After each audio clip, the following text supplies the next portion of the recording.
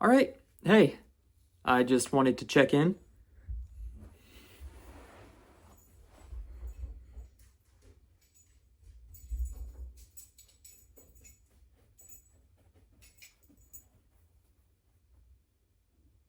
All right. Hey, I just wanted to check in because I finished another book.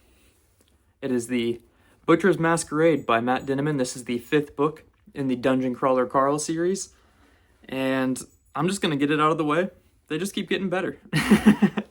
They really do. This is the sixth floor of the dungeon, and I would say it's less complicated than the fourth floor, but maybe about the same. It's still less complicated than the fifth floor, too.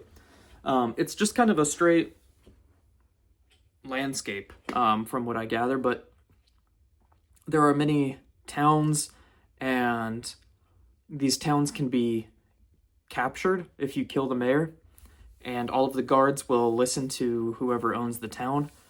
And that's kind of a big deal because on this floor, there's, what starts with hundreds but ends up being thousands of hunters that work for different corporations, or some of them don't work for anybody, but they're there on the floor, and their primary goal is to kill more crawlers. So the book opens up with Carl leading a big siege and raid on this town that the hunters are locked in at the beginning. So the hunters can't leave a certain area for one full day. The crawlers get a head start. They get to go around the floor, start up, and the hunters, meanwhile, are just kind of sitting idly by. They can be training. A lot of them are just kind of drinking because it's the last night there. They've been on this floor for longer than the crawlers have. While the crawlers were on previous floors, the hunters have been here, able to train up and stuff. And so this is their last night being locked in this little area. So they're drinking and partying, and Carl decides this is the best time to lead a siege. And so he does just that with the help of Nona and Katya and some other characters too. But another plot point at the beginning of the book is Carl is taken away to the side with some high up members of the Valte Corporation, who runs the crawl, and some other people who are in charge of the crawl. And they are discussing the use of the Gate of the Feral God that Carl used at the end of the last book, because of the dangers associated with it for them.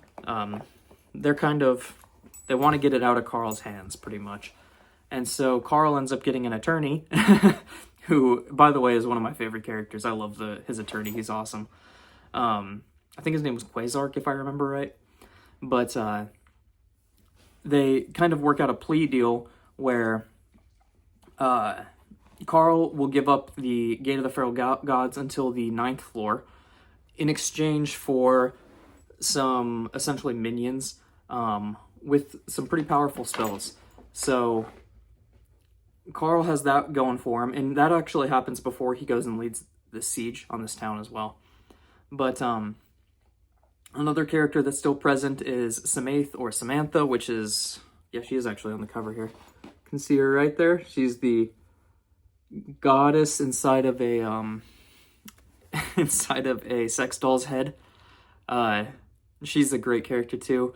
She pisses me off a lot, but I have a buddy that really likes her, so she has to be a great character, right? Actually, on this too, it looks like there's Prepotente right there, who is the goat owned by Miriam Dom. I love Prepotente. He's another one of my favorite characters. He's a bit of a funny guy at the beginning to me, and then he takes on a bit of more of a serious role throughout the book, and I really appreciate that too. Another thing that keeps happening throughout the book, Carl is putting on the Ring of Divine Suffering, which he had received a few floors back, but essentially it makes him be able to gain more stat points. So let me think of how to describe this. So Carl can mark a target to kill, and once that target is marked, you have to kill them. When you kill them, you gain, I believe at first as default, you get 1 or 2, I think 1, extra base stat points assigned to you based on whatever their highest stat was. So if their highest stat was intelligence, and he marks them and kills them, he will get an extra point to his intelligence stat. And this eventually upgrades and can get 2, 3, 4 points per stat, which is huge, especially when you're killing many hunters. And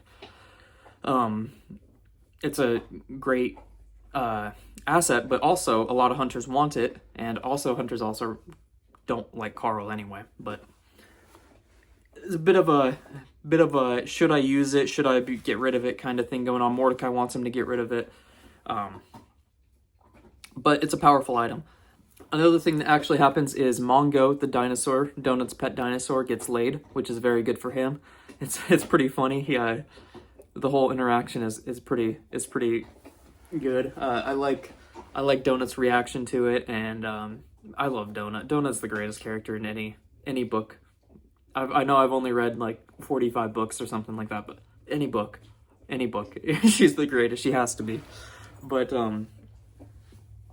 he fucks another dinosaur, ends up being the mom of this other T-Rex that is also a ballerina. They were originally bears, but there's a little story that happened, and they got turned into dinosaurs, and they weren't allowed to dance, and so Tina has this dance recital. The dinosaur's name is Tina. I don't know if I said that. The baby dinosaur, the ballerina dinosaur is named Tina. I can't remember actually the name of the mom that Mongo fucks, but regardless, it's hilarious. It's good. It's great.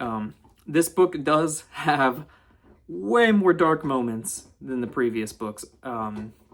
There was already, obviously, it's a dark theme of like, oh, we're people who are locked in this hellscape, essentially, and we're fighting for our lives, for people's entertainment around the galaxy, and this is fucked up, and this sucks, and there's always been that theme, but there is a lot of other dark shit that happens, and some cool reveals at the end that gets you pumped up to read the next book, and that's actually what I'm doing. I'm jumping right into book 6 next.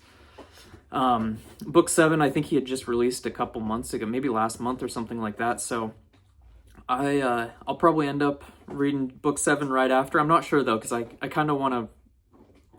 There's a couple books I gotta knock off my TBR too, that I really want to try to get done within the beginning of January.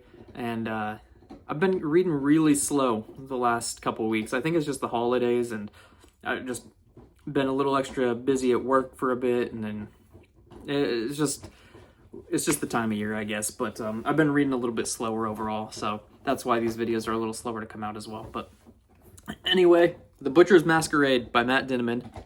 5 out of 5. Bam, another fucking 5 out of 5. I don't even give a shit anymore. This whole series deserves it. I really, really, really implore anybody to go check this out. If it even sounds remotely interesting to you, I promise, just give that first book a try. Dungeon Crawler Carl is funny as fuck. It'll hook you. It's hooked everybody I've put it on to, so I don't know. But anyways, I appreciate y'all for watching, and thanks.